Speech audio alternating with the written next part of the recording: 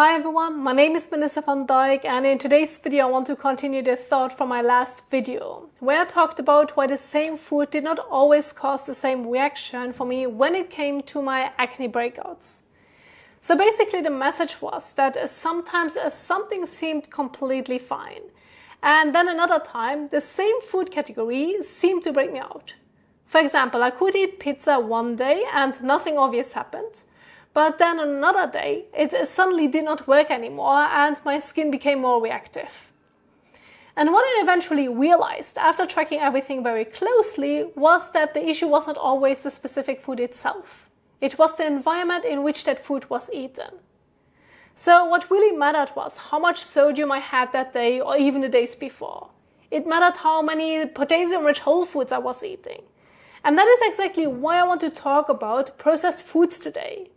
Because processed foods make it very easy to create an internal environment that favors acne-prone skin. And the good news is, I do not think this has to mean that every processed food is evil or that you have to panic over every single packaged food. The bigger issue is the whole pattern of the day or even a week. What are processed foods adding? And most importantly, what are they replacing? Because for me, that was the part that made my skin more reactive.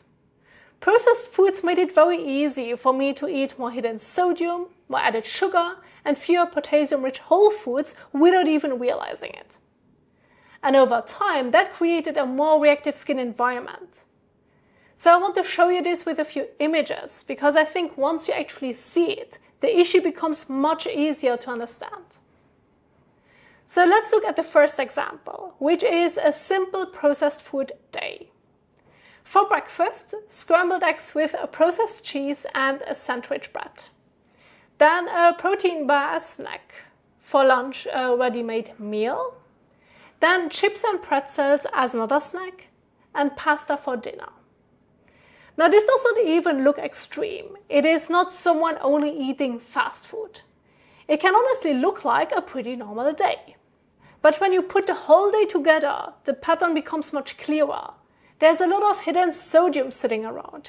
There is added sugar. There are processed oils. There are foods that are very easy to overeat because they are designed to be salty, sweet, dense, and rewarding. But at the same time, they do not give the body much of what it actually needs to feel balanced. And that is the part that matters, because the foods that could have helped you balance the day are getting pushed out. So instead of potatoes, avocado, tomatoes, cucumber, and other water-rich or potassium-rich whole foods, the day becomes more processed, more salty, and less balanced. So it is not only that processed foods are adding more burden, they are also taking the place of foods that could have helped your body to regulate that burden better. And this is where I think processed foods are very sneaky, because one processed meal might not always cause an obvious breakout. But when processed foods shows up again and again throughout the day, the whole internal environment can shift. And for me, that shift was very noticeable.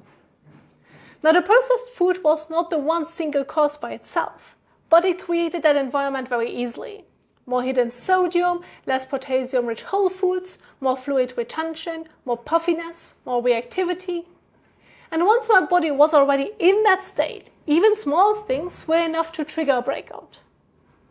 So now I want to show you how different this can look when the day is more balanced. And I think that this is something that is actually very doable. Here for breakfast we have scrambled eggs with cherry tomatoes and cucumber.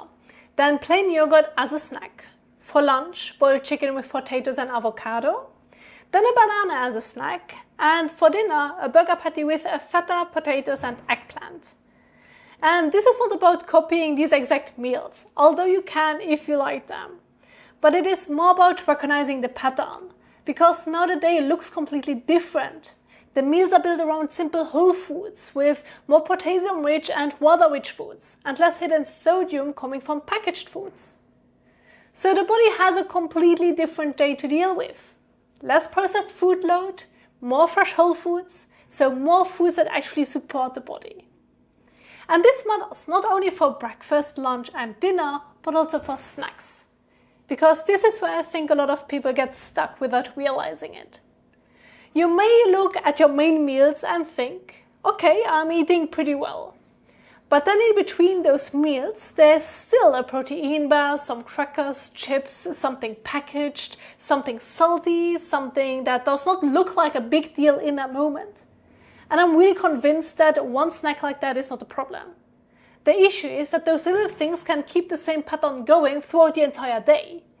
So even if your main meals are better, your body may still constantly get these small amounts of hidden sodium, sugar, processed oils, and dense foods that are easy to overeat. And at the same time, those snacks replace foods that could have helped balance the day.